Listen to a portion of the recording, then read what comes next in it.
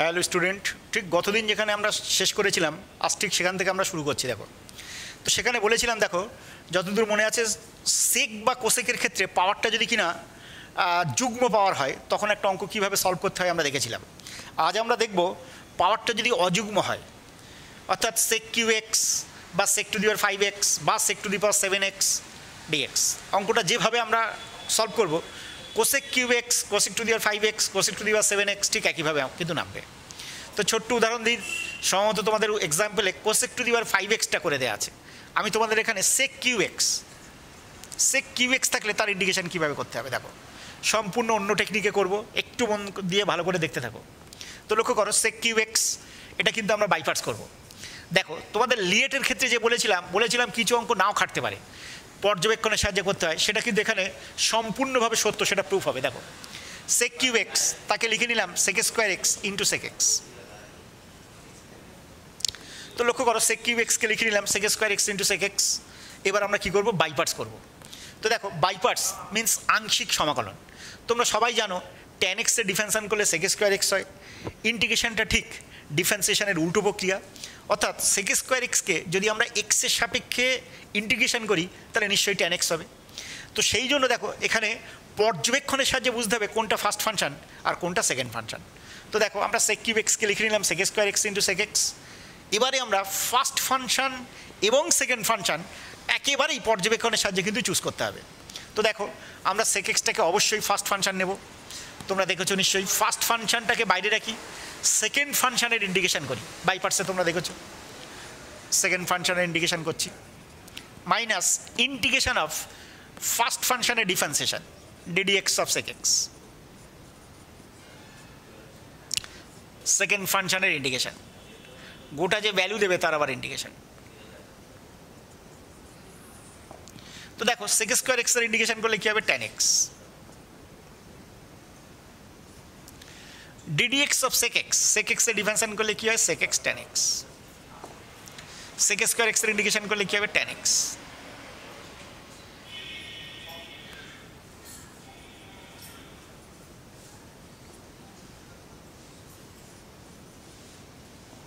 tan x into tan x, tan square x।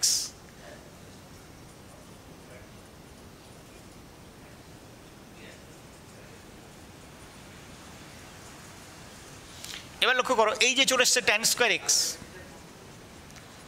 তাকে আমরা লিখে নিচ্ছি sec square x minus 1। আমরা জানি মাধ্যমিকে পড়েছি sec square theta is equal to 1 plus tan square theta, তাহলে tan square x এর জায়গায় অবশ্যই লিখে নেব sec square x minus 1। তো লক্ষ্য করো, আমরা সেক কিউ এক্স তার ইন্ডিকেশন দিয়ে স্টার্ট করেছিলাম, আই সমান ধরে নিলাম।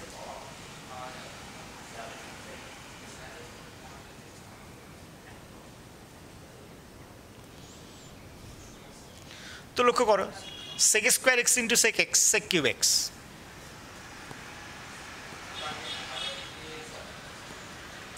মাইনাস 1 এসে plus sec x into 1 sec x.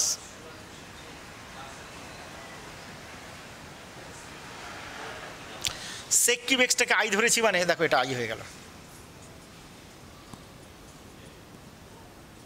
আর সেক এক্সের স্ট্যান্ডার্ড ইন্টিগ্রাল তোমরা দেখেছো, sine x, cos x, tan x, cosec x, cot x, প্রত্যেকের কী দেখেছি আমরা, স্ট্যান্ডার্ড ইন্টিগ্রাল। তো দেখো, সেক এক্সের স্ট্যান্ডার্ড ইন্টিগ্রালটা তোমরা জানো নিশ্চয়ই, log of sec x plus tan x.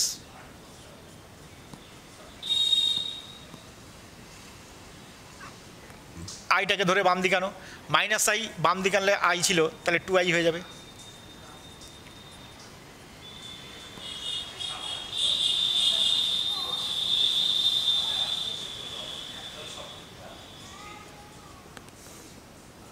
তাহলে আইটা কি বলতে পারবো, আই মিনস ইন্ডিকেশন। যখন আবার ফার্দার সেক কিউব এক্স রোটেট করে চলে এসছে, তাহলে সেক কিউব এক্সকে আমরা আই ধরে নিয়েছি, তাহলে সেই আইয়ের ভ্যালুটা আমরা বার করবো। তাহলে কি বলতে পারবো, half of sec x tan x plus half of log sec x plus tan x plus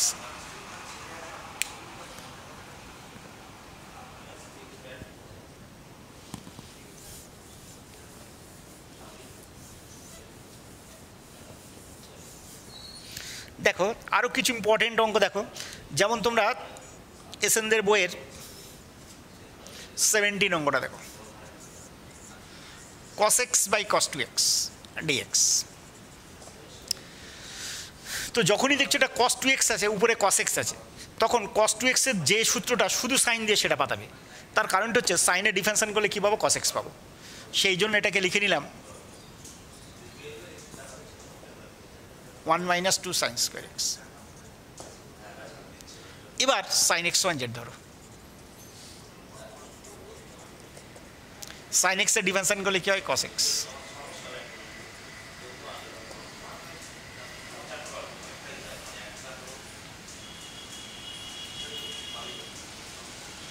Z স্কোয়ারের কোএফিসিয়েন্ট 1 করে নিতে হবে, তার জন্য 2 দিয়ে ভাগ করে দাও, হাফ বাইরে আনলাম।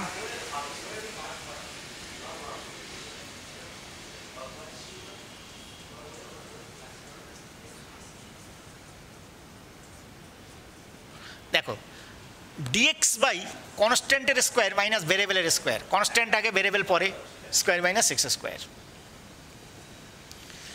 তাহলে আমরা কি বলতে পারি? সাইন ইনভার্স এক্স বাই এ।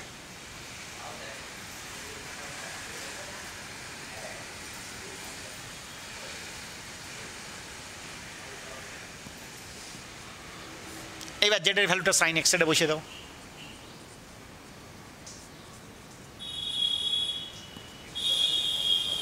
আমরা অঙ্কটা এইভাবে নামাবো।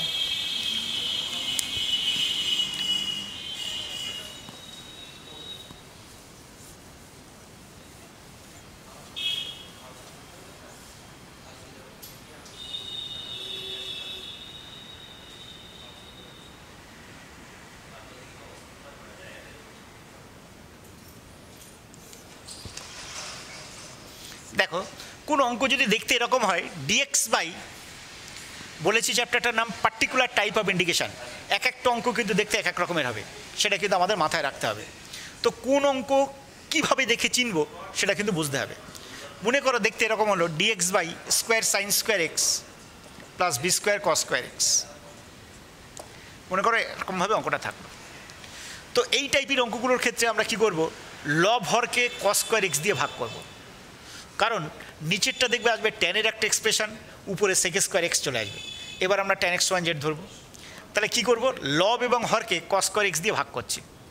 তাহলে দেখো তো, লবকে যদি কিছু নেই মানে 1 আছে, আমরা কস স্কোয়ার এক্স দিয়ে যদি ভাগ করি sec square x d x, cos square x দিয়ে যদি ভাগ করি তাহলে দেখো তো square tan square x plus b square. আবারও দেখো লব এবং হরকে আলাদা আলাদা, লব এবং হরকে একই জিনিস দিয়ে ভাগ করলে কোনো ভগ্নাংশের পরিবর্তন হয় না, তোমরা জানো। আমরা কি করেছি? লব এবং হরকে কস স্কোয়ার এক্স দিয়ে ভাগ করেছি, 1 by cos square sec square x. এটাকে যখন কস স্কোয়ার দিয়ে আলাদা করে দিলাম, দেখো square tan square x, b square cos square এক্সকে যখন কস স্কোয়ার এক্স দিয়ে ভাগ করবো জাস্ট বি স্কোয়ার। এবার কী করবে? ট্যান এক্স 1 জেড ধরো।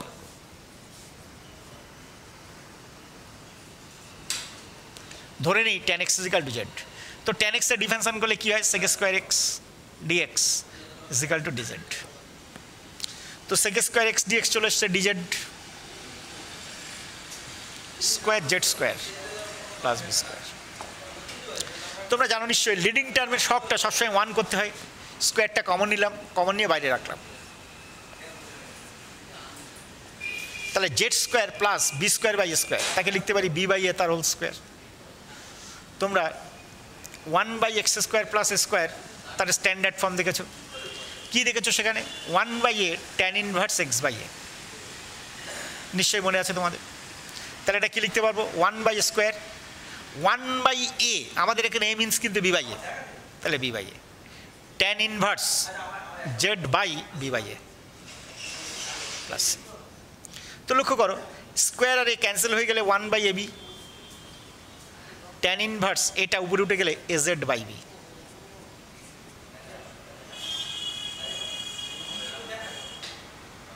এবার জেডের ভ্যালুটা বসিয়ে দাও। জেড মানে কি ছিল? Tan x.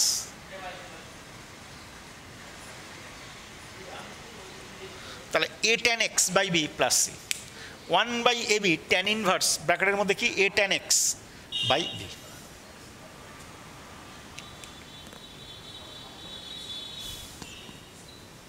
এটা কিন্তু খুব ইম্পর্টেন্ট একটা অঙ্ক।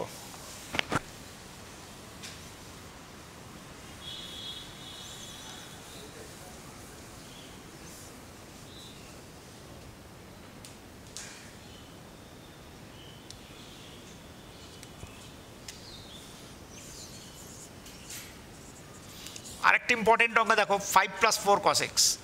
আবারও বলছি এটা কিন্তু স্পেশাল টাইপ অফ ইন্ডিকেশন, এক একটা অঙ্ক দেখতে এক এক রকম হবে। যে 3 রকম মেথড মোটের উপর যে 3 রকম মেথড আমরা দেখেছি তার মধ্যে যে কোনো একটা অ্যাপ্লাই করে আমরা অঙ্কগুলো করব।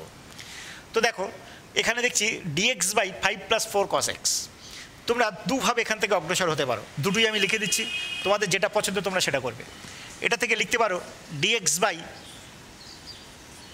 × 1, 1-এর জায়গায় লিখলাম sin² x।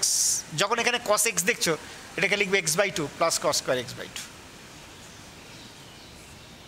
অংশ কোণে ভেঙে দিলাম, cos x এর জায়গায় লিখবে cos² x/2 - sin² x/2।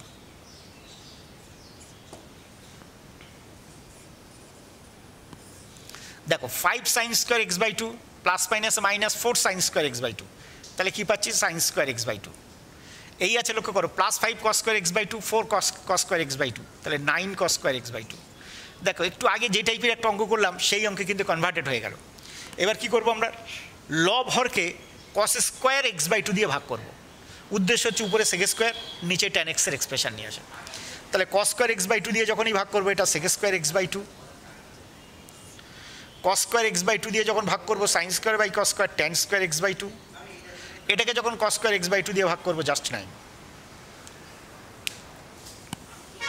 তো লক্ষ্য করো এবার tan x/2 = z ধরো,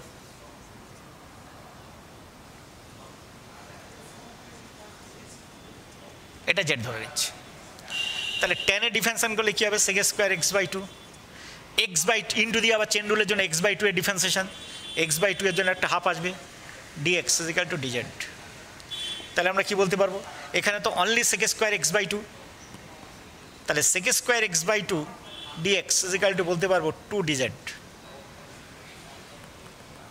তো sec² x/2 dx মানে 2dz, 2 কনস্ট্যান্ট বলে বাইরে বার করে দিলাম dz বাই এটাকে z ধরেছিলাম z² + 9, 9টাকে লিখে নিচ্ছি 3²।